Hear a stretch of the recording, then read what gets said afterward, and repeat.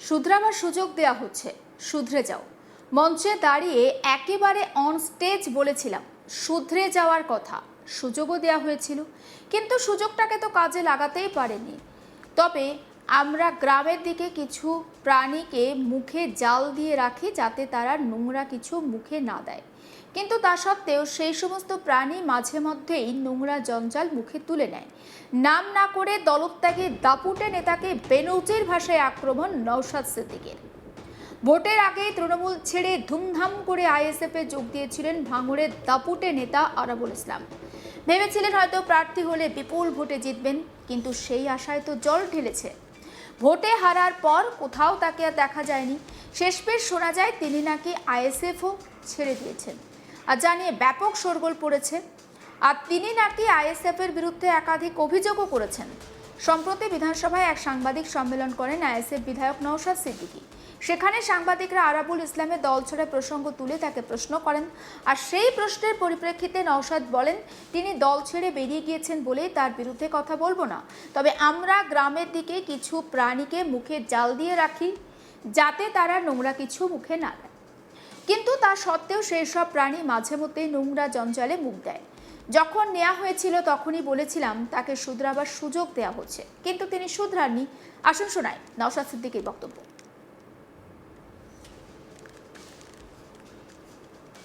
অন্তত বিশ্বাস করি যে যখন দলে থাকবে সোনার টুকরো, আর যে দল ছেড়ে চলে যাবে তাকে তার আগে পরে না প্রচুর বিশ্লেষণ যুক্ত করে দেবো অমুক অমুক অমুক, সেটা আমি বিশ্বাস, অন্তত এই কাজটা আমি করবো না, এটা আমি বিশ্বাস করি।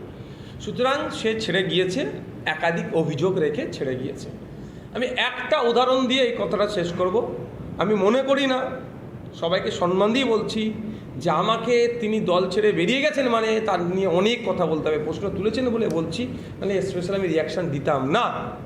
এতটুকু বলবো, আমরা জানি গ্রামে শহরে আমরাও দেখেছি যে কিছু পশু জন্তু আছে, পশু আছে, প্রাণী আছে, তারা নোংরাতে মুখ লাগায়।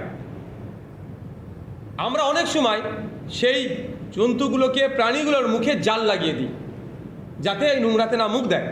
মুখ মানে খেয়ে নেয় নোংরা, জাল লাগিয়ে দিই আমরা।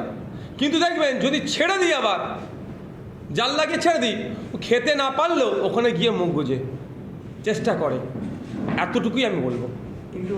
কিন্তু যখন জানেনি যে এর মুখে জাল লাগাতে হবে, তাহলে তাকে নিয়েছিলেন, চেষ্টা করেছিলাম। তাকে নিয়েছিলেন কেন? যে আমি অন স্টেজ বলেছিলাম, আমরা অন স্টেজ বলেছিলাম যে মানুষকে শুধরাবার জায়গা দেওয়া দরকার।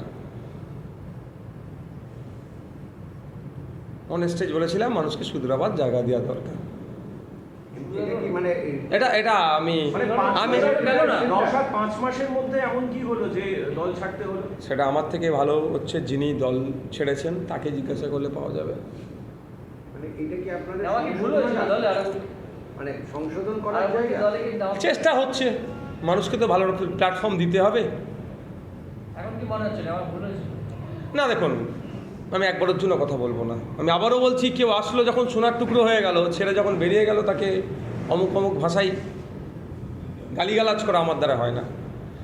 সুযোগ দেওয়া হয়েছিল, তিনি হয়তো সুযোগটা কাজে লাগাতে পারেননি, বা আমাদের যে অ্যাটমসফিয়ার সেখানে তিনি নিজেকে, সেই অ্যাটমসফিয়ারে নিজেকে সামঞ্জস্যতা করতে পারছেন। হতে পারে 5 রকমের মানুষ থাকতে পারে। আমার মিষ্টি খেতে পছন্দ, আপনার টক খেতে পছন্দ।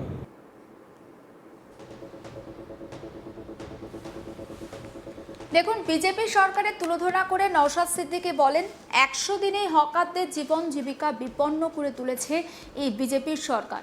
লক্ষ্মীর ভাণ্ডারের পরিবর্তে অন্নপূর্ণা যোজনা নিয়ে এসেছে, কিন্তু লক্ষ্মীর ভাণ্ডার যারা পেতেন তাদের অনেকেই এই যোজনার টাকা পাচ্ছেন না। নিয়োগ প্রক্রিয়াও থমকে আছে, এই নিয়েও কোনো উচ্চবাচ্য নেই সরকারের। বিরোধী দলে থাকাকালীন এদের চাকরি প্রতিশ্রুতি ছিল, আর সরকারে এসে তাদের উপরেই আক্রমণ করা হচ্ছে। শুধু চমকের পর চমকের রাজনীতি চলছে। একটা বিশেষ সম্প্রদায়ের মানুষের উপর আক্রমণ করা হচ্ছে, আর সেটাকেই এই সরকার তাদের সাফল্য বলে মনে করছে। আসুন শোনাই এই প্রসঙ্গে নওশাদ সিদ্দিকীর বক্তব্য। যেভাবে ভোটের সময় প্রচার চালিয়েছিল, একদিকে তৃণমূলের দুর্নীতি, এই দুর্নীতির অবসান ঘটুক, অপরদিকে বিজেপির প্রতিশ্রুতি, এই দুটো মানুষ গ্রহণ করে নিয়েছিল, ফলে ব্যাপকভাবে বিজেপিকে ম্যান্ডেট দিয়ে নিয়ে এসেছে। সর্বপ্রথম যে ধাক্কাটা খেয়েছে শ্রমজীবী খেটে খাওয়া মানুষ তথা হকাররা। হকারদের জীবন জীবিকা বিপন্ন করে তুলেছে বিজেপি সরকার 100 দিনে। তাই নয়, লক্ষ্মী ভাণ্ডারের পরিবর্তে অন্নপূর্ণা যোজনার কথা বলা হয়েছিল, যে আপনার প্রত্যেকটা মহিলাকে 3000 করে দেওয়া হবে। আর যতদিন এগোচ্ছে এই সরকারের বয়স হচ্ছে, নতুন নতুন নিয়মের ফাঁদে ফেলে যারা বিগত দিনে লক্ষ্মীর ভাণ্ডার পেতেন, এই ধরনের মহিলারাও আজকে বঞ্চিত হচ্ছে। 200 ইউনিট বিদ্যুৎ বিনামূল্যে দেওয়ার কথা বলেছিল প্রতিশ্রুতিপত্রতে, 100 দিনে সেটাও কার্যকারিতা করতে পারেনি। ওর পরিবর্তে সোলার লাগানোর নিদান দিচ্ছে।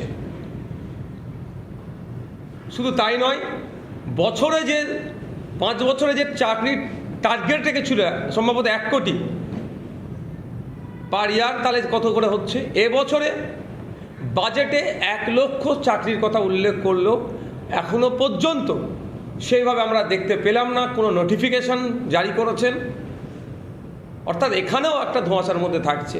শুধু তাই নয়, বিগত দিনে যারা ওয়েস্ট বেঙ্গল পুলিশ থেকে শুরু করে টেট 2022, 2023 আরও যেগুলো নিয়োগ প্রক্রিয়া যেগুলো থমকে আছে, সে নিয়েও কোনো উচ্চবাচ্য করতে দেখা গেল না।